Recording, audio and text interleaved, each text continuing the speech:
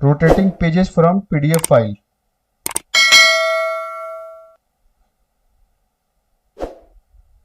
Click on the file to open. You can see the file consists of 4 pages and it has been organized horizontally. Now to rotate pages from PDF file, click on Tool. You can see the organized page section. Click on down arrow to open. You can see each page of the file has been organized separately. You can rotate any of the page by clicking on the option. Just click on the option of rotate. Then click on close.